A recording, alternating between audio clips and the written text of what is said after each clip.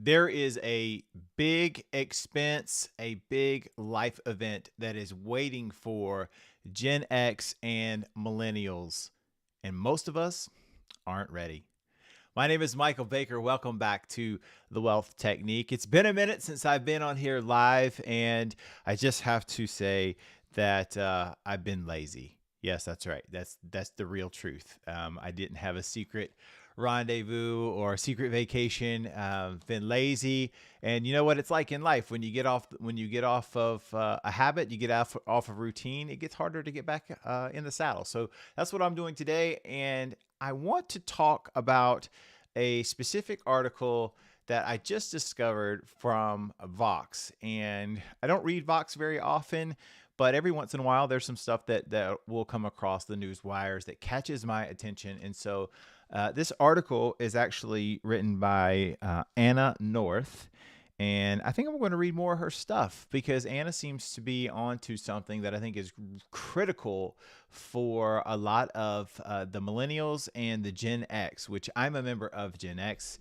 And it's not something that's discussed very often, but it's something that many younger baby boomers are actually dealing with. You may have heard this term referred to or this phrase before. It's called the sandwich generation. And what that is the sandwich generation has referred to or has historically referred to the folks in the United States who have older or aging parents, but also have younger children who are trying to raise kids, put kids through school, maybe through college, but also are starting to have to make caregiving decisions for their older parent. And so they are kind of sandwiched in between two generations. Well, guess what?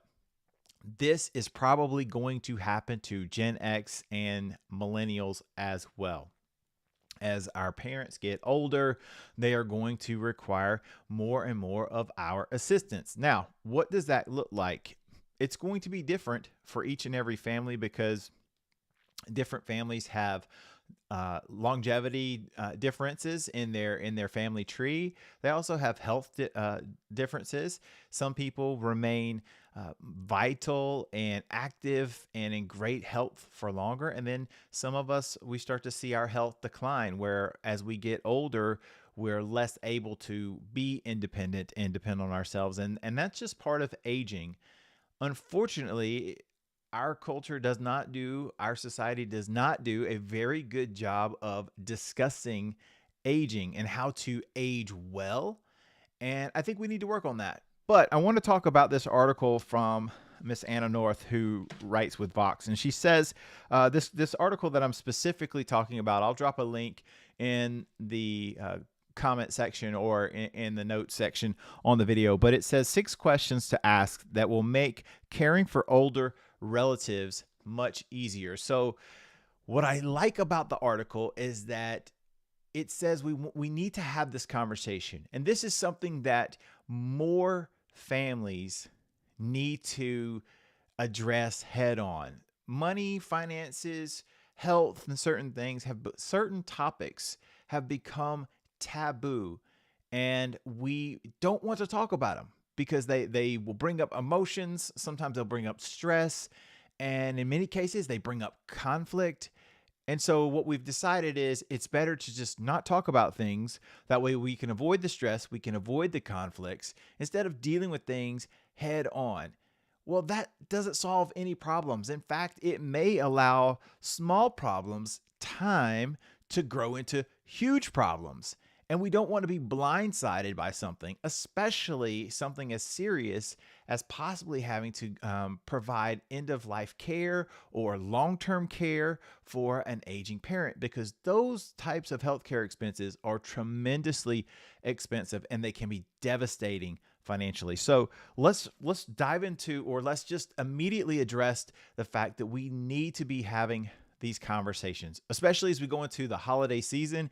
It may not seem like the greatest Thanksgiving Day topic, but if you're going to be spending time around your loved ones, around your parents, and you've never had these conversations, maybe look for an opportunity to just, crack open the door and see if we can have a discussion. Doesn't mean that you're going to solve everything right away, but it may open up the idea that you want to have this conversation. It may plant some seeds for future heart to heart conversations where you can get to the bottom of what's really going on. So, first of all, I love this. The question she asked, and again, I'm going to speed through this article because you don't want me to read it to you. That would be boring, right? But I want to summarize this and give you some thoughts from a financial planner, someone who works with people in planning for these types of things. These are the lens through the which I see. And one of the first questions is, how is your current living situation? With the way that families can be so spread out today. This is not like, long years and years ago where many times multi generations of families would be within a very close distance or close proximity to one another. We now have families that are spread out all over. Parents and grandparents may live in one area, but their adult children may live in another area because work has taken them away. But modern transportation allows for a quick flight or a quick train ride or a quick 2-hour car ride, and you're there. But it's not the same as if you are actually living like right down the street or in the next town. And so, it can be very easy for us to just not realize how someone's living situation is being, especially as people age, right? So here's a quick statistic for you. If you are in the younger end of the spectrum, like Gen X or Gen Y, widows, so think about your mom, widows outnumber widowers 4-1. And if you are a married lady, there's a 70% chance that you will become a widow during your lifetime. So a lot of times when we talk about aging in place, yes, there are some dads, like my father is still left. I mean, so he's a widower, but he's not the norm. The normal, or I should say statistically normal thing is that men tend to die first, and we have the wives that are remaining. So, check in with your parents, see how they're doing, check on their living situation. How are things? How is keeping up with the house? Are they able to do that? Is it getting to be too much? Are they not using certain areas of their home because they no longer can access them? Things like, upstairs, as you get older, it gets harder to go, upstairs and downstairs. And there's the risk of a fall. And if you don't feel comfortable, if you don't feel like you've got someone that you could reach out to that could help you immediately, then older adults may just avoid doing certain things because they don't want to risk injuring themselves, and they may start to isolate themselves. So let's ask a question. Hey, how are things? How's your living situation? And then you could double that up with, hey, if something were to happen and you needed some care, what would you like? Where would you like to live? The overwhelming majority of people want to remain in their home. So this could open up the opportunity for you to discuss about adding certain things to the home to make it easier for them to age in place. Things like handrails, things in their bathroom where it's easier for them to navigate the bathroom and so forth. Not glamorous, not something that's exciting to talk about, but these are just real conversations that need to be had. Another conversation, another question it says is, and I love this one, what should I know about your finances? Again, baby boomers, and again, their parents, like the silent generation, and then a lot of those older baby boomers, they grew up at a time where financial money topics were just taboo. We did not talk about money. It became something that was, lock up the secrets with a key and throw that key away into the vault, and never to come out again. And you do not, I cannot stress this enough, you do not want to be in a scenario where you are having to take over the finances for your parent, your aging parent, and be completely clueless. First of all, you're going to have to get up to speed very quickly. But secondly, you don't want to find out that there's been no planning, no preparation. You thought they had assets, but they don't have assets, or you thought they had assets, but they weren't what you thought that they were. These types of secrets can be just overwhelmingly stressful. Secondly, if mom and dad don't have assets, or they have not necessarily planned for long-term care or aging in place and having assisted care, nurses come in and give them assisted living care, you need to know in advance. Are they thinking that you're going to take them into your home? Are you planning to provide caregiving services for them? How is that going to impact you financially? How will that work? These are just topics that need sunlight. They need to be out in the open, and it's nothing to be embarrassed about. The overwhelming majority of people in our country have not adequately prepared for long-term care. They don't understand the scope of the expenses that are coming or may be coming should someone need care. So you have to think about planning in advance. Don't let this stuff take you by surprise, because the financial impacts are tremendous and they could be absolutely devastating. So ask, hey, what should I know about your finances? Have you thought about this?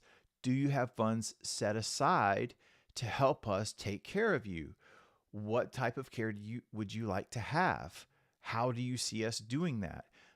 Talk through these things, have these conversations. If there are assisted living facilities, do some homework, go and visit together, look at these places, scout them out in advance. As more and more baby boomers age, the demand for these places is only going to increase. So you want to know in advance, because I could foresee a day where some of these places, especially the places that are really nice places that you would want to be, or someone would want to go for assisted living care, they may end up having wait lists where, like where when you're a new parent and you want your kid to go to the best preschool, that preschool might have a wait list. Well, some of these great assisted living facilities may have a wait list. And so you want to do that work in advance. So I'll put a link to this article. I think it's great. Anna's doing great work because she's bringing these topics to the forefront and giving our younger readers, a younger reader demographic, things to think about, especially for your aging parents, but also for yourself. You need to think about these for yourself as well, because, time stops for none of us. But, as a quick recap, ask your parents, ask them about their living situation, especially if you've got, if your mother has been widowed, or your father, if they live alone and they're older, ask them about their living situation, how things are going. Look around for clues. Like, are there certain areas of their home that just look like they're not being used because maybe they're upstairs or too difficult for them to work with? Talk to them about, aging, equipping their house for, them to get older, adding handrails or guardrails in certain areas, looking at walkways. Do things need to be cleaned up, cleared out, so that it's easy for them to navigate? That's a great thing. Ask them about how they would like you or your siblings, or you and your siblings, to care for them as they get older. What do they see for themselves? Do they want to stay at home? Majority of older adults want to age in place. They want to remain in their home for as long as possible. So get started trying to figure out how that could actually work. Ask them about their finances. What are some things about your finances? Or are there things about your finances that I need to know about? Start looking at it as a collaborative effort for taking care of them. There's often this idea that, especially in those older generations, that they don't want to talk about money. But don't make money a taboo. Don't make it an area of judgment. Make it an area of like, hey, let's collaborate. Let's figure out how we can make this work. Let's talk about your financial situation and how we can best use that to care for you in the future. And then one last thing, I'll leave you with this. So many people don't have wills. They don't have power of attorney documents or advance directives. Ask your parents if they have those documents, and then also ask them, when was the last time those documents were updated? Because so many people get those things done, they check the box, and then they put them in a drawer and they never update them. Well, laws get updated all the time. So you want to make sure your parents, or whoever that may be looking at you to help them, has updated power of attorney documents and estate planning documents. So hopefully this was helpful. If you like that, drop. Tell you what, in the comments, let me know if there's something in here that stuck out to you, if there was something specific that stuck out to you, or if you're having this conversation with your parents, with your loved ones, let me know in the comments how it goes. Thank you for watching. We'll catch you next time on The Wealth Technique. My name is Michael Baker. This is where we help you build, protect, and transfer your wealth. Talk to you next time.